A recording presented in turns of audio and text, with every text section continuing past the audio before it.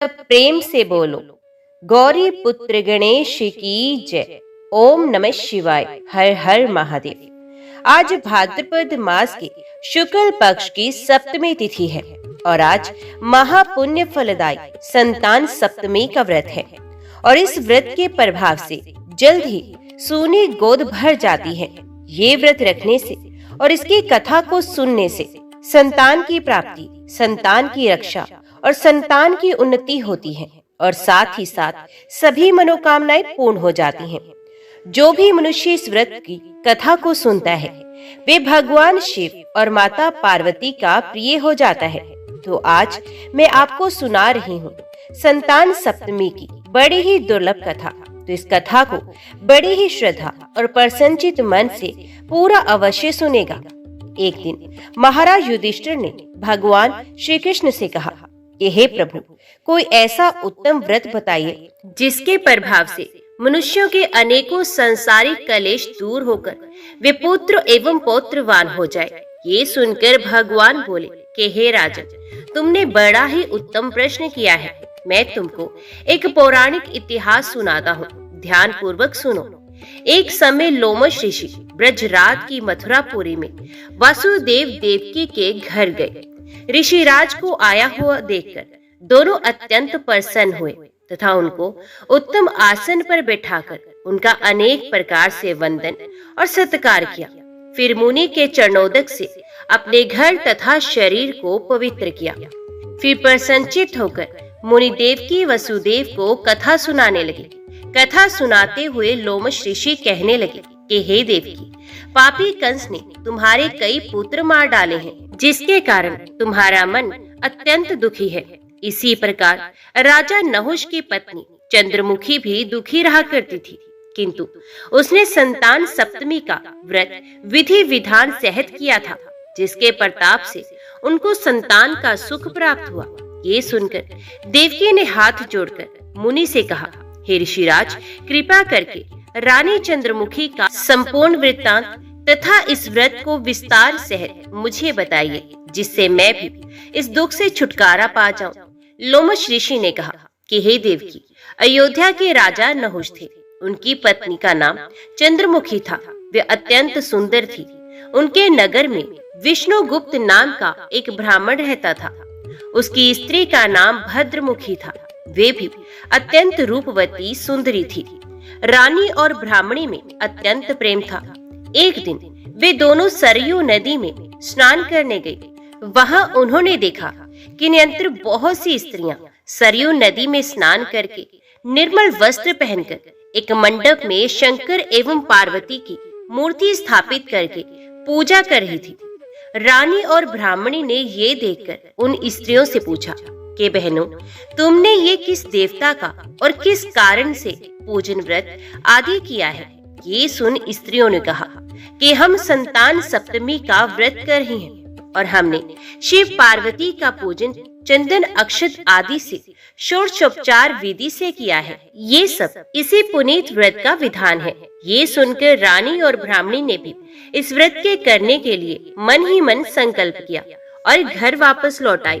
ब्राह्मणी भद्रमुखी तो इस व्रत को नियम पूर्वक करती रही, किंतु रानी चंद्रमुखी राजमत के कारण कभी इस व्रत को करती तो कभी नहीं करती, कभी भूल जाती। कुछ समय बाद दोनों की मृत्यु हो गई। दूसरे जन्म में रानी बंदरिया और ब्राह्मणी ने मुर्गी की योनि में जन्म लिया, परंतु ब्राह्मणी मुर्गी की योनि में भी कुछ नहीं भूली और भगवान शंकर तथा पार्वती जी का ध्यान करती रही। उधर रानी बंदरिया की योनि में सब कुछ भूल गई। थोड़े ही समय में दोनों ने अपनी देह त्याग दी। अब इनका तीसरा जन्म मनुष्य योनि में हुआ। उस ब्राह्मणी ने एक ब्राह्मणी के यहाँ कन्या के रूप में जन्म लिया। उसे ब्राह्मण कन्या का नाम भूषण देवी रखा गया तथा विवाह गोकुल निवासी अग्निसेल ब्राह्मण से कर दिया गया। भूषण देवी इतनी सुंदर थी कि वे आभूषण रहित होते हुए भी अत्यंत सुंदर लगती थी। कामदेव की पत्नी रति भी उसके सामने लजाती थी। भूषण देवी के अत्यंत बहुत सुंदर, सर्वगुण संपन्न, चंद्रमा के समान, धर्मवीर, कर्मनिष्ठ, सुशील स्वभाव वाले 8 पुत्र उत्पन्न हुए। ये सब शिवजी के व्रत का पुनीत फल था। दूसरी ओर शिव से विमुख रानी के गर्भ से कोई भी पुत्र नहीं हुआ, इसलिए वे निसंतान होकर दुखी रहने लगी।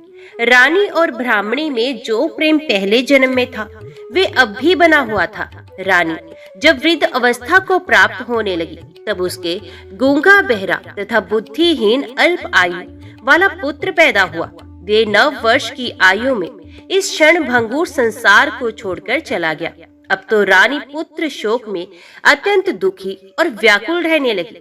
देवयोग से भूषण देवी रानी के यहाँ अपने पुत्रों को लेकर पहुंची। रानी का हाल सुनकर उसे भी बहुत दुख हुआ, किंतु इसमें किसी का क्या बस चलता है, और कर्म और प्रारब्ध के लिखे का स्वयं ब्रह्मा भी नहीं मिटा सकते। रानी के कर्म ऐसे थे, इसी कारण उसे दुख भोगना पड़ा।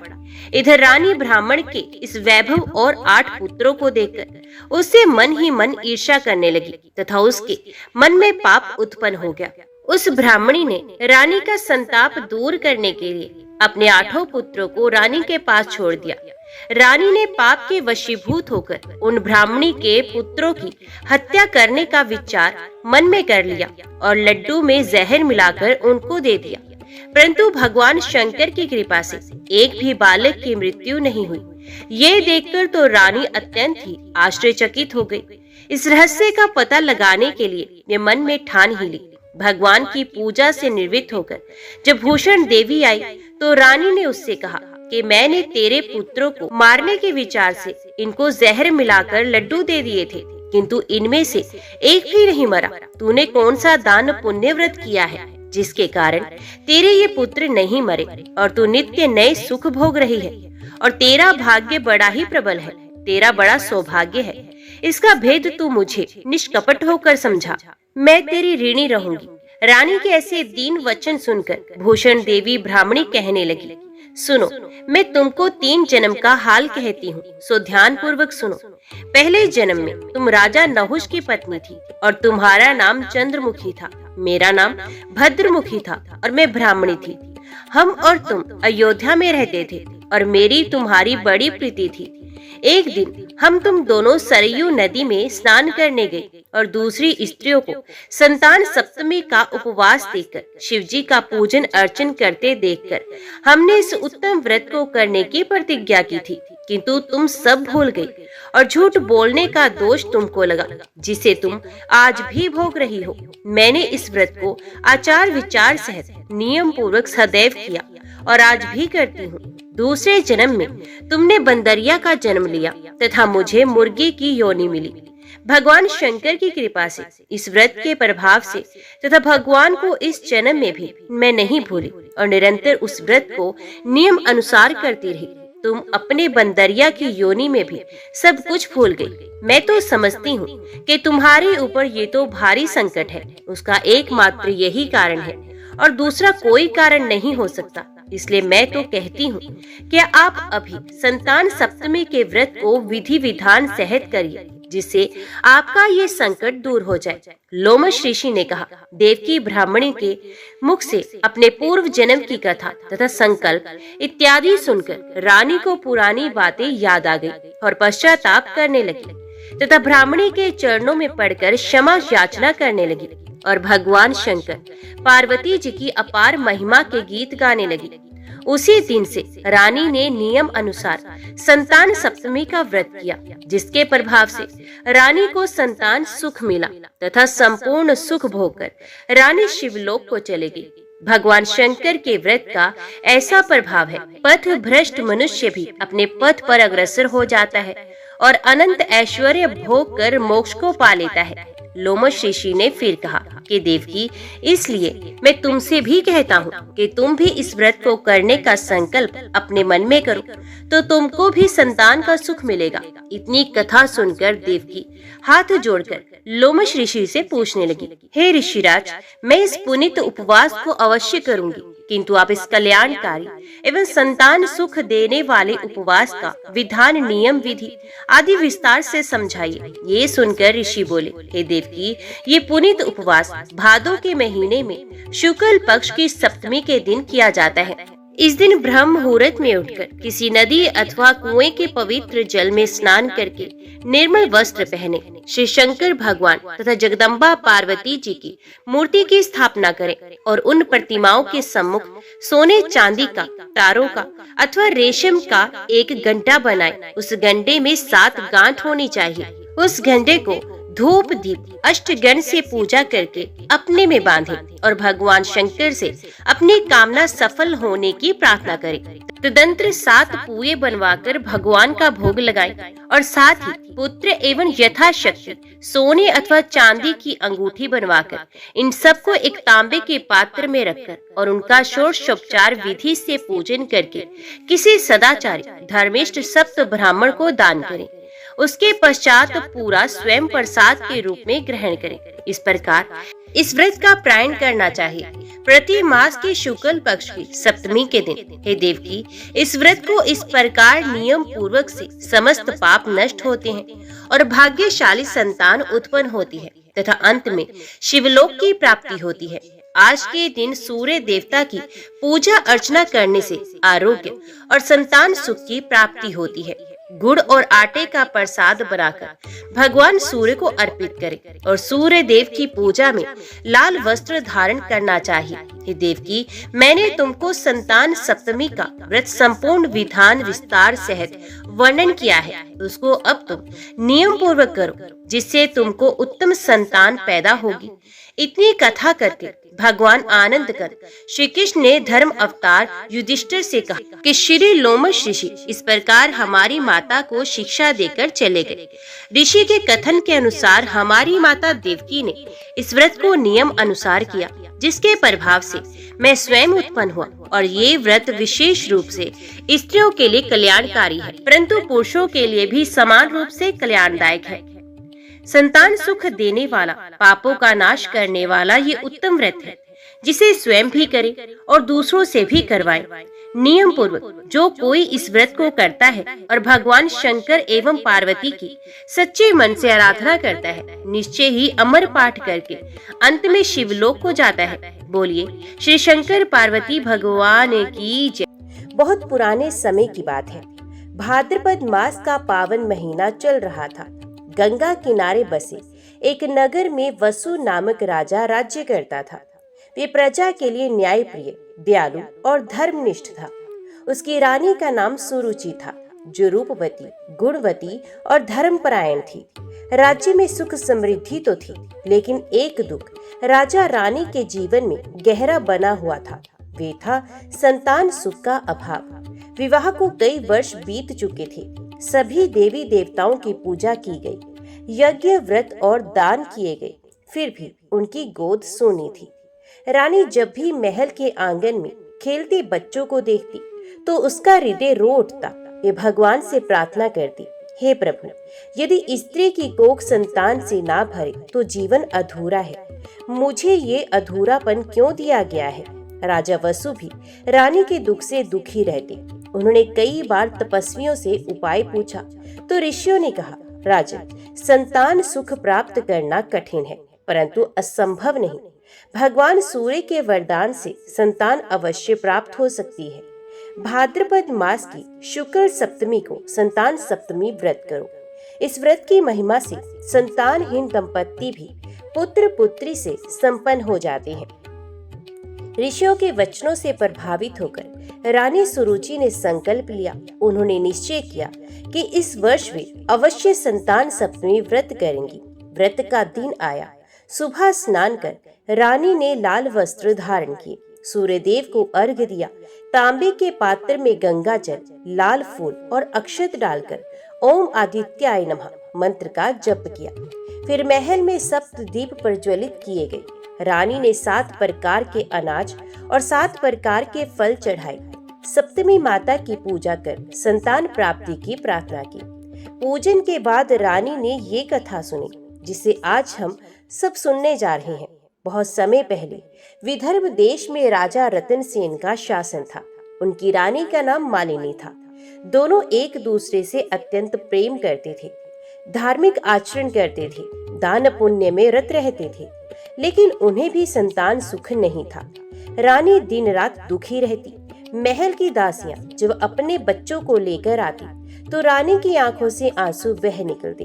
राजा ने अनेक यज्ञ किए, सभी देवी देवताओं की पूजा की, परंतु भाग्य अब तक मौन था। एक दिन ऋषि कश्यप जी उस राज्य में आए। राजा रानी ने उन्हें सादर आमंत्रित किया और अपने कष्ट बताए। ऋषि ने गहरी आंखों से राजा रानी की ओर देखा और बोला, हे राजन, संतान प्राप्ति का एकमात्र उपाय है भाद्रपद शुक्ल सप्तमी का व्रत। सूर्य देव और सप्तमी माता के पूजन से ही तुम्हारी गोद भरेगी। राजा रानी ने उसी क्षण व्रत करने का संकल्प लिया। व्रत के दिन रानी ने स्नान कर स्वच्छ वस्त्र धारण किए, सूर्य देव को अर्घ्य दिया, 7 दीप जलाए, 7 प्रकार के फल चढ़ाए और कथा सुनी। व्रत पूर्ण होते ही आकाशवाणी हुई, हे राजन, हे रानी, तुम्हारी तपस्या सफल हुई। तुम्हारे घर पुत्र रत्न का जन्म होगा। ये संतान सूर्य के तेज से युक्त होगी और तुम्हारे वंश का नाम बढ़ाएगी। कुछ समय के बाद रानी ने एक सुंदर पुत्र को जन्म दिया। पूरे राज्य में हर्ष की लहर दौड़ गई। राजा रानी ने व्रत की महिमा का बखान करते हुए इसे प्रजा में फैलाया। तभी से संतान सप्तमी व्रत की परंपरा चल पड़ी। संतान सप्तमी व्रत का महत्व इतना अधिक है कि कहा गया है कि संतानहीन को संतान, रोगी को स्वास्थ्य, निर्धन को धन और दुखी को सुख देने वाला ये व्रत है।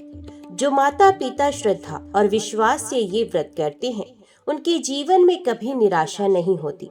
सूर्य देव और सप्तमी माता कृपा कर उनकी गोद को संतान से भर देती हैं। भाद्रपद मास की सप्तमी थी। एक गांव में गोपाल नामक किसान अपनी पत्नी सुधा के साथ रहता था। दोनों सरल स्वभाव के, मेहनती और भगवान में आस्था रखने वाले थे। लेकिन विवाह को 10 वर्ष बीत गए थे, फिर भी संतान का सुख नहीं मिला। लोग ताने देते, ये दंपत्ति संतानहीन है, इनका जीवन अधूरा है। ऐसे वचन सुनकर सुधा का हृदय टूट जाता। वे रात रात भर रोती और भगवान से प्रार्थना करती। एक दिन गांव में एक वृद्ध साधु आए।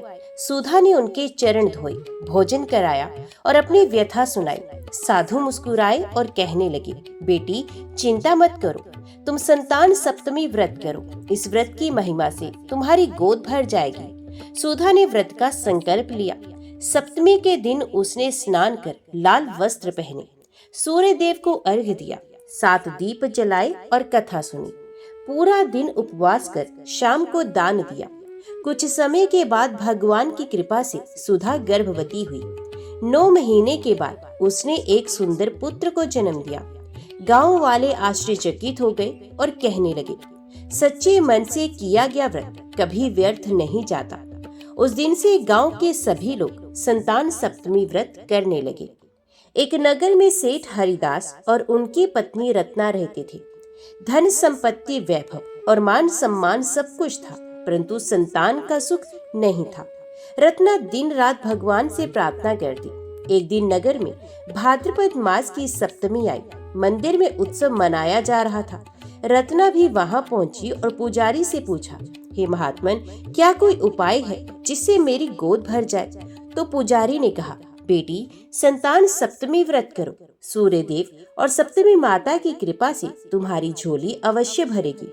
रत्ना ने श्रद्धा से व्रत किया। पूरे दिन उपवास कर कथा सुनी, 7 दीप जलाए, सूर्य देव को अर्घ्य दिया।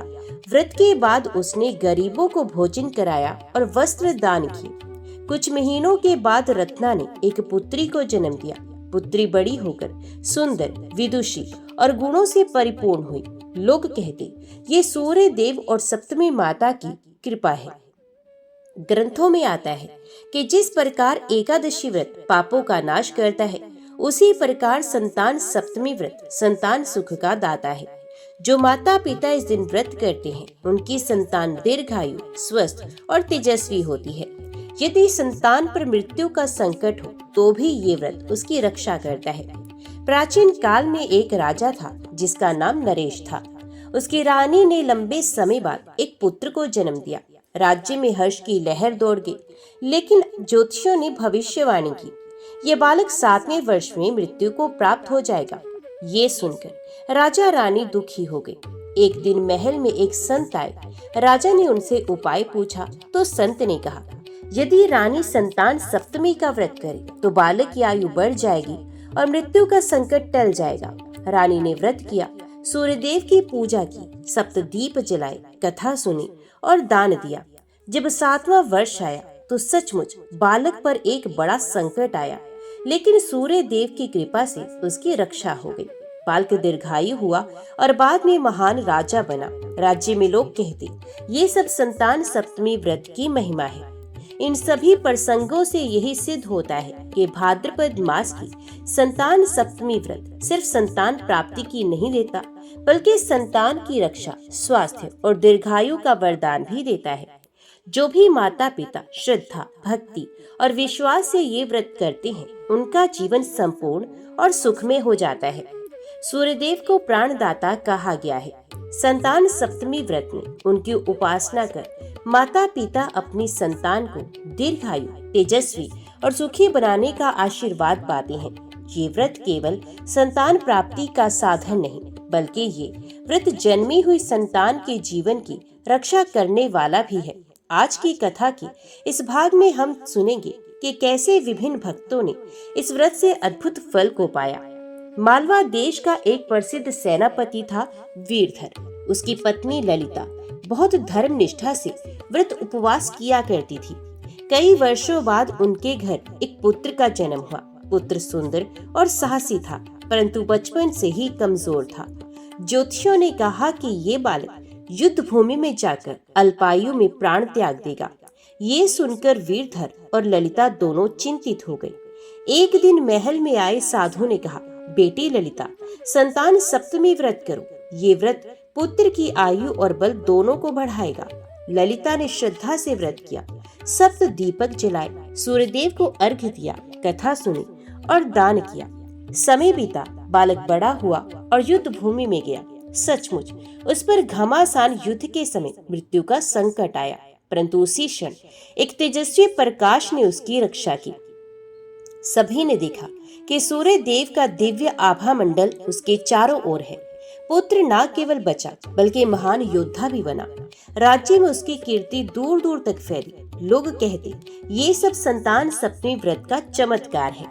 काशी नगरी में एक निर्धन ब्राह्मण रहता था। उसका नाम था शरण। उसकी पत्नी भवानी अत्यंत साध्वी और ईश्वर भक्त थी। उनकी एक पुत्री थी, परंतु वे दुर्बल और रोगी रहती थी। भवानी दिन रात अपनी पुत्री के लिए चिंतित रहती। एक दिन भाद्रपद मास की सप्तमी आई। गांव की स्त्रियां व्रत की तैयारी कर रही थी। भवानी ने भी निश्चय किया, मैं चाहे निर्धन हूँ, परंतु इस व्रत को अवश्य करूंगी। उसने 7 दीप जलाए, 7 फल अर्पित किए और कथा सुनी। संध्या समय उसने अपनी सामर्थ्य अनुसार दान भी दिया। अद्भुत, कुछ ही दिनों में उसकी पुत्री स्वस्थ होने लगी। धीरे धीरे वे पूर्ण स्वस्थ और रूपवती हो गई। पढ़ाई लिखाई में भी आगे बढ़ी और विद्वान कन्या बनी। बाद में उसका विवाह एक महान विद्वान से हुआ और उसका जीवन सुखमय बन गया। लोगों ने कहा, भक्ति और श्रद्धा से किया गया संतान सप्तमी व्रत कभी व्यर्थ नहीं जाता। अवंती राज्य के राजा जयसेन का पुत्र अत्यंत वीर और तेजस्वी था। एक बार पड़ोसी राज्य ने युद्ध छेड़ा। राजकुमार सेना लेकर युद्ध भूमि में गया। युद्ध इतना भयंकर हुआ कि राजकुमार शत्रुओं से घिर गया। महल में रानी ने ये समाचार सुना तो उसका हृदय डोल गया। वे रोती हुई सप्तमी माता के चरणों में गिर पड़ी और कहने लगी, हे माता सप्तमी, मैंने श्रद्धा से व्रत किया है, कृपया कर मेरे पुत्र की रक्षा करें। अचानक आकाश में एक प्रकाश प्रकट हुआ। राजकुमार के चारों ओर सूर्य किरणों का कवच बन गया। शत्रु उसके निकट आते ही पीछे हट जाते। राजकुमार ने विजय प्राप्त की और सुरक्षित लौट आया। राजा रानी ने पूरे राज्य में उत्सव मनाया और व्रत की महिमा का प्रचार किया। संतान सप्तमी व्रत केवल संतान की रक्षा ही नहीं करता, बल्कि उसे विद्या और बुद्धि का आशीर्वाद भी देता है।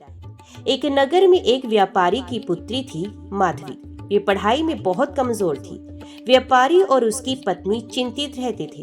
उन्होंने अनेक विद्वानों से शिक्षा दिलाई, परंतु फल कुछ न निकला। फिर किसी ने उन्हें बताया, संतान सप्तमी व्रत करो। ये व्रत संतान को विद्या, बुद्धि और तेज देता है। माधवी की मां ने व्रत किया, सप्तदीप जलाए, सूर्य देव को अर्घ्य दिया और कथा सुनी। कुछ ही समय में अद्भुत परिवर्तन हुआ। माधवी में तेज और स्मरण शक्ति बढ़ गई। वे पढ़ाई में इतनी आगे बढ़ी कि बाद में नगर की सबसे बड़ी विदुषी बनी। उसकी ख्याति दूर देशों तक फैल गई। इन सभी प्रसंगों से यही सिद्ध होता है कि संतान सप्तमी व्रत संतान को जीवन दान देता है। यह व्रत संतान को स्वास्थ्य, बल और विद्या प्रदान करता है। यह व्रत माता पिता की गोद भरता है और उनकी झोली सुख से भर देता है। जो भी माता पिता भक्ति और विश्वास से इस व्रत का पालन करते हैं, उनका जीवन संपूर्ण और संतोषपूर्ण हो जाता है। सूर्य देव केवल तेज और प्रकाश के ही नहीं, बल्कि जीवन और प्राण के भी दाता है। इसलिए संतान सप्तमी व्रत का पालन करने से केवल संतान सुख ही नहीं, बल्कि संतान के जीवन पर आने वाले कोई भी संकट सूर्य देव और सप्तमी माता की कृपा से टल जाता है। अयोध्या के समीप एक गांव में धनीराम नामक व्यापारी और उसकी पत्नी सुनीता रहती थी। कई वर्षों तक संतान सुख न मिलने के बाद उन्होंने संतान सप्तमी व्रत किया और भगवान की कृपा से पुत्र प्राप्त हुआ। पुत्र का नाम रखा गया था अर्जुन। अर्जुन बड़ा होकर अत्यंत सुंदर और गुणी हुआ, लेकिन जब वे 10 वर्ष का हुआ तो एक बार नदी में डूबते डूबते बचा। फिर एक बार विषैले सांप ने उसे डस लिया, परंतु आश्चर्य की विष का कोई असर नहीं हुआ। लोगों ने कहा, यह सब संतान सप्तमी व्रत का ही फल है। सूर्य देव ने स्वयं इसकी रक्षा की है। वास्तव में जब अर्जुन पर संकट आता तो उसकी माँ तुरंत सूर्य देव का स्मरण करती। माँ की श्रद्धा और व्रत की शक्ति उसके पुत्र को मृत्यु के मुंह से बार बार खींच लाती। कौशाम्बी नगरी में माधव नामक एक गरीब ब्राह्मण और उसकी पत्नी कुसुम रहते थे। उनके पास न धन था न जमीन जायदाद। जीवन कठिनाई से बीतता था, लेकिन सबसे बड़ा दुख ये था कि उनकी कोई संतान नहीं थी। कुसुम रोज मंदिर जाती और भगवान से प्रार्थना करती। लोग उन्हें बांझ कहकर ताना देते। कुसुम का हृदय टूट चुका था। एक दिन गांव में एक महात्मा आए। उन्होंने कुसुम को दुखी देखा और कहने लगे, बेटी, तुम इतना निराश क्यों हो? संतान सप्तमी व्रत करो। सूर्य देव और सप्तमी माता की कृपा से तुम्हें संतान अवश्य मिलेगी। कुसुम ने संकल्प लिया। भाद्रपद मास की सप्तमी को उसने स्नान किया, पीले वस्त्र धारण किए, सूर्यदेव को अर्घ्य दिया, 7 दीप जलाए और कथा सुनी। गरीब होने के बावजूद उसने अपने सामर्थ्य के अनुसार दान भी दिया। कुछ महीनों के बाद उसके गर्भ में संतान आई। 9 महीने बाद उसने एक सुंदर पुत्र को जन्म दिया। पूरा गांव आश्चर्यचकित हो गया। लोग कहते, देखो व्रत की शक्ति कैसी महान है। माधव और कुसुम का घर हंसी खुशी से भर गया। उन्होंने निश्चय किया कि जीवन भर इस व्रत को करते रहेंगे। विदर्भ राज्य के एक राजा की संतान का जन्म बड़े यज्ञ के बाद हुआ। राजकुमार बहुत रूपवान और विद्वान था, लेकिन ज्योतिषियों ने कहा, जब यही बालक 12वें वर्ष में पहुंचेगा तो उस पर अकाल मृत्यु का संकट आएगा। राजा रानी भयभीत हो गए। उन्होंने अनेक उपाय किए, परंतु चिंता दूर ना हुई। एक दिन एक साधु महल में आए और कहने लगे, डरो मत, यदि रानी संतान सप्तमी का व्रत करेंगी तो पुत्र की आयु बढ़ जाएगी। रानी ने व्रत किया, पूरे दिन उपवास रखा, सूर्य देव को अर्घ्य दिया, सप्त दीप जलाए और कथा सुनी। 12वें वर्ष जब संकट का समय आया तो राजकुमार गंभीर रूप से बीमार पड़ा। चिकित्सक निराश हो गए, परंतु रानी ने आंसुओं से सप्तमी माता की प्रार्थना की। अचानक रात में एक तेज प्रकाश महल में छा गया। सूर्यदेव स्वयं प्रकट होकर बोले, हे रानी, तुम्हारे व्रत और भक्ति से हम प्रसन्न हैं। तुम्हारे पुत्र की आयु बढ़ाई जाती है। राजकुमार स्वस्थ हो गया और बाद में महान शासक बना। इन प्रसंगों से यही शिक्षा मिलती है कि संतान सप्तमी व्रत करने से संतान पर आने वाला मृत्यु का संकट भी टल जाता है। यह व्रत निर्धनों की गोद भी भर देता है। यह व्रत माता पिता को जीवन भर संतोष और आनंद प्रदान करता है। तो प्रिय भक्तजनों, संतान सप्तमी व्रत केवल एक धार्मिक अनुष्ठान नहीं, बल्कि यह माता पिता की आस्था, प्रेम और विश्वास का प्रतीक है। जब कोई माता अपनी संतान के लिए यह व्रत करती है तो उसका हृदय प्रार्थना से भर उठता है और भगवान कभी ऐसी सच्ची प्रार्थना को व्यर्थ जाने नहीं देते। अब तक हमने सुना कि संतान सप्तमी व्रत से संतान की प्राप्ति हुई। संतान के जीवन पर आए संकट दूर हो गए। निर्धनों को संतान सुख मिला। अब हम जानेंगे कि यह व्रत सिर्फ संतान को जन्म देने वाला ही नहीं, बल्कि उन्हें यश, कीर्ति और राज सुख देने वाला भी है। उज्जैन नगर के राजा सुधाकर की कोई संतान नहीं थी। राज्य बड़ा था, प्रजा सुखी थी, लेकिन उत्तराधिकारी के अभाव में सभी चिंतित रहते। रानी चंद्रलेखा ने निश्चय किया कि वे संतान सप्तमी व्रत करेंगी। उसने पूरे विधि विधान से उपवास रखा, सूर्यदेव को अर्घ्य दिया, कथा सुनी और दान किया। कुछ समय के बाद रानी गर्भवती हुई और एक पुत्र को जन्म दिया। पुत्र बड़ा होकर अत्यंत तेजस्वी और न्यायप्रिय हुआ। प्रजा उसे सूर्यकांत कहकर पुकारने लगी। जब राजा वृद्ध हुआ तो सूर्यकांत ने राजपाट संभाला और ऐसा न्याय किया कि पूरे भारतवर्ष में उसकी कीर्ति फैल गई। लोग कहने लगे, ये संतान सप्तमी व्रत का ही फल है कि राज्य को ऐसा महान शासक मिला। मथुरा में एक ब्राह्मण रहता था, शुकदेव। उसकी पत्नी सावित्री बहुत विदुषी थी। उनका एक पुत्र हुआ, परंतु वे पढ़ाई में बहुत कमजोर था। ब्राह्मण पुत्र का अज्ञानी होना पूरे परिवार के लिए चिंता का कारण था। सावित्री ने निश्चय किया कि वे संतान सप्तमी व्रत करेंगी। उसने श्रद्धा से व्रत किया, सूर्यदेव को अर्घ्य दिया और कथा सुनी। कुछ ही समय में उसके पुत्र के भीतर तेज आ गया। वे पढ़ाई में इतना निपुण हुआ कि आगे चलकर बड़ा आचार्य बना और सैकड़ों शिष्यों को शिक्षा दी। लोग कहने लगे, यह विद्या और बुद्धि का चमत्कार सिर्फ संतान सप्तमी व्रत का ही फल है। कांचीपुरम में एक गरीब किसान रहता था। उसकी पत्नी ने संतान सप्तमी व्रत किया। कुछ वर्षों के बाद उसे पुत्र हुआ। पुत्र बचपन से ही साहसी और बुद्धिमान था। समय बीतने पर वह युवक व्यापार में निकला। जहाँ भी गया वहाँ उसे सफलता मिली।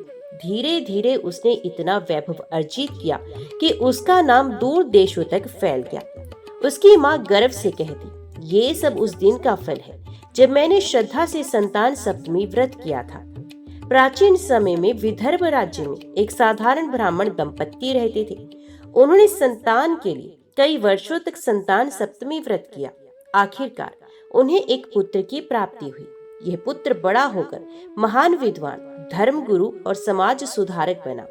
उसके उपदेशों से हजारों लोगों का जीवन बदल गया। लोग कहने लगे, यह कोई साधारण बालक नहीं, बल्कि सप्तमी माता का आशीर्वाद है। जिस परिवार में जन्मा, संतान सप्तमी व्रत संतान को केवल जीवन ही नहीं, बल्कि सुख, समृद्धि, यश और महानता भी प्रदान करता है। यह व्रत माता पिता के प्रेम और विश्वास को दैवीय शक्ति से जोड़ देता है। जो संतान इस व्रत से प्राप्त होती है, वे सामान्य नहीं, बल्कि विशेष और भाग्यशाली होती है। तो प्रिय भक्तजनों, संतान सप्तमी व्रत का महत्व असीम है। यह व्रत साधारण संतान को भी महान बना देता है। कभी उन्हें राजपाट मिलता है, कभी विद्या, कभी धन समृद्धि, तो कभी लोक सेवा का अवसर। इसलिए इस व्रत को संतान सुख, संतान रक्षा और संतान की उन्नति का त्रिवेणी व्रत भी कहा जाता है। सूर्यदेव का स्वरूप केवल प्रकाश का ही नहीं, बल्कि आध्यात्मिक तेज और जीवन दायिनी शक्ति का भी है। जो संतान सप्तमी व्रत करता है, उसकी संतान केवल भौतिक सुख ही नहीं पाती, बल्कि आध्यात्मिक तेज, यश और दिव्यता भी अर्जित करती है। प्राचीन काशी नगरी में एक साधारण ब्राह्मण हरिदत्त रहते थे। वे दरिद्र थे और उनके कोई संतान नहीं थी। उनकी पत्नी अनामिका ने निरंतर संतान सप्तमी का व्रत किया। भगवान की कृपा से उन्हें एक पुत्र हुआ। उस पुत्र का नाम रखा गया विभाकर। बचपन से ही विभाकर के शरीर से तेज निकलता था। जहाँ भी जाता लोग कहते, ये तो सूर्य देव का अंश है। बड़ा होकर वह वेद पुराणों का ज्ञाता बना। उसने अपने उपदेशों से असंख्य लोगों को धर्म मार्ग पर चलाया। उसकी ख्याति दूर दूर तक फैली। लोग विश्वास करते थे कि यह तेज केवल संतान सप्तमी व्रत की ही देन है। मथुरा राज्य में एक राजा वीर सिंह की कोई संतान नहीं थी। रानी ने बार बार व्रत किया और अंततः पुत्र उत्पन्न हुआ। उसका नाम रखा गया प्रभाकर। प्रभाकर बचपन से ही इतना सुंदर और करुणामय था कि लोग उसे देवदूत कहते थे। उसका मन हमेशा दान और सेवा में लगता। युवावस्था में वह अपने राज्य का संरक्षक बना। गरीबों की मदद करता, बीमारों की सेवा करता। उसके कार्यों से पूरा राज्य समृद्ध और सुखी हुआ। लोग कहने लगे, यदि रानी ने संतान सप्तमी व्रत ना किया होता तो यह देवदूत जैसी संतान हमें कैसे मिलती। पाटिल पुत्र में एक क्षत्रिय परिवार था। पीढ़ी दर पीढ़ी उनकी संतान कम उम्र में ही मर जाती थी। पूरा वंश विनाश की कगार पर था। उस परिवार की बहू ने संतान सप्तमी व्रत का संकल्प लिया। उसने निरंतर 7 वर्षों तक यह व्रत किया। सूर्यदेव की कृपा से उसने एक पुत्र को जन्म दिया। पुत्र लंबी आयु वाला और वीर हुआ। उसने बड़े होकर अपने परिवार को संकटों से मुक्त किया और वंश की रक्षा की। आज भी उस वंश के लोग कहते हैं, हमारा कुल आज जीवित है तो सिर्फ संतान सप्तमी व्रत की महिमा से। विदर्भ राज्य के एक किसान दंपत्ति ने संतान के लिए सप्तमी माता का व्रत किया। उनके घर पुत्र हुआ। नाम रखा गया आदित्य। आदित्य बचपन से ही ध्यान और साधना में लीन रहता। युवावस्था में उसने संसार के मोह को त्याग दिया और महान योगी बन गया। उसकी साधना से लोग चमत्कार देखने लगे। बीमारों को ठीक करता, संकटों से बचाता। लोग मानते थे कि वह स्वयं सूर्यदेव का अवतार है। उसके माता पिता गर्व से कहते, हमने संतान सप्तमी व्रत किया था, इसलिए हमारी संतान इतनी महान बनी। यह व्रत संतान को केवल जन्म ही नहीं देता, बल्कि उसमें दिव्य तेज और महानता भी भर देता है। इस व्रत से संतान का स्वरूप साधारण नहीं रहता, ये पूरे वंश का उद्धार करने वाली बन जाती है। यह व्रत केवल माता पिता का ही नहीं, बल्कि पूरे समाज का कल्याण करता है। भक्तों, संतान सप्तमी व्रत का चमत्कार केवल घर परिवार तक सीमित नहीं रहता, बल्कि इसका प्रभाव पीढ़ियों तक चलता है। जो माता श्रद्धा और भक्ति से ये व्रत करती है, उसकी संतान कभी साधारण नहीं रहती। वे तेजस्वी, धर्मनिष्ठ और समाज उद्धारक बन जाती है। इसलिए इस व्रत को सूर्य उपासना का परम साधन भी कहा गया है। हे भक्तजनों, अब तक हमने इन भागों में संतान सप्तमी व्रत की अनंत महिमा जानी। कभी ये व्रत संतान देता है, कभी संतान की रक्षा करता है, कभी उन्हें यश, वैभव और महानता प्रदान करता है।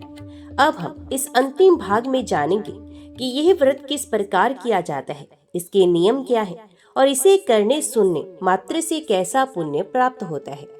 पुराणों में कहा गया है कि भाद्रपद मास के शुक्ल पक्ष की सप्तमी तिथि को प्रातः स्नान करके स्वच्छ वस्त्र धारण करके सूर्यदेव का पूजन करें।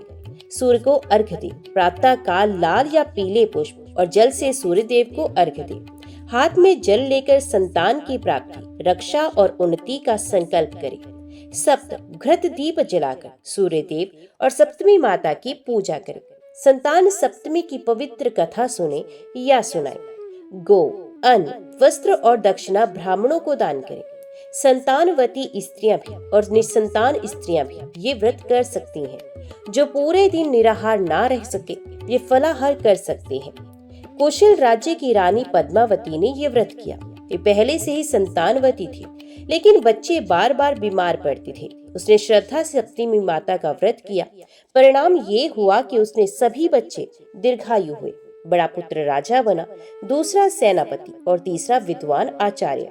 रानी गर्व से कहती, यदि मैंने संतान सप्तमी माता का व्रत ना किया होता तो आज मेरे बच्चे जीवित ना रहते। एक बार नारद मुनि ने भगवान विष्णु से पूछा, हे भगवान, जो लोग ये व्रत स्वयं ना कर सके, केवल कथा सुन ले, तो उन्हें क्या फल मिलता है? तो भगवान विष्णु ने उत्तर दिया, हे नारद, जो ये कथा श्रद्धा से सुनता है, उसके जीवन से संतान संबंधी सभी दुख दूर हो जाते हैं। यदि वे संतानहीन हैं, तो संतान प्राप्त करते हैं। यदि संतान है, तो वे दीर्घायु और तेजस्वी होती है। और यदि कोई वृद्ध या सन्यासी सुनता है, तो उसे पूर्व जन्मों का पाप नष्ट होकर मोक्ष की प्राप्ति होती है। संतान सप्तमी व्रत केवल सांसारिक सुख ही नहीं देता, बल्कि आध्यात्मिक पुण्य और मोक्ष भी प्रदान करता है। इसे करने से व्यक्ति सूर्य देव की कृपा का पात्र बनता है। माता पिता के लिए यह व्रत संतान सुख और संतान कल्याण का सबसे बड़ा उपाय है। तो प्रिय भक्तजनों, भाद्रपद मास की संतान सप्तमी माता का यह व्रत न केवल संतान को जन्म देता है, बल्कि उनके जीवन को संवारता है, उन्हें यश, कीर्ति और समृद्धि देता है और पूरे वंश का उद्धार करता है। जो कोई इस व्रत की कथा को सुनता या फिर सुनाता है, उसे 1000 गोदान और लाख यज्ञ के बराबर पुण्य प्राप्त होता है। हे भक्तों, आप सभी श्रद्धा और भक्ति से संतान सप्तमी व्रत करें, सूर्यदेव को अर्घ्य दें, कथा सुने और दान करें। निश्चित ही आपकी संतान सुखी, समृद्ध, दीर्घायु और तेजस्वी बनेगी। आपके वंश में कभी अंधकार नहीं रहेगा। प्रिय भक्तों, आपने अभी सुनी भाद्रपद मास की पावन संतान सप्तमी व्रत की महिमा और कथा। इस कथा से हमने जाना कि यह व्रत केवल संतान की प्राप्ति ही नहीं देता, बल्कि संतान की रक्षा करता है, उन्हें दीर्घायु, यश, वैभव और तेजस्विता भी प्रदान करता है। जैसे सूर्य की किरणें अंधकार को मिटाती हैं, वैसे ही संतान सप्तमी का यह व्रत जीवन से दुख, भय और संताप को दूर करके घर परिवार में सुख, समृद्धि और उज्जवल भविष्य का मार्ग प्रशस्त करता है। यदि आपने श्रद्धा से ये कथा सुनी है तो निश्चय ही आपके जीवन में सूर्य देव और सप्तमी माता की कृपा अवश्य बरसेगी। माता पिता का हर दुख दूर होगा और संतान सुखी, समृद्ध और दीर्घ आयु बनेगी। अगर आपको ये वीडियो अच्छा लगा हो तो इसे लाइक और शेयर जरूर करें। भक्ति, व्रत और पूजा की ऐसी ही दिव्य कथाओं के लिए हमारे चैनल को सब्सक्राइब करना ना भूलें। सूर्य देव और सप्तमी माता आपके जीवन में सदा सुख, शांति और संतान समृद्धि प्रदान करें। जय सप्तमी माता, जय भगवान सूर्य देव।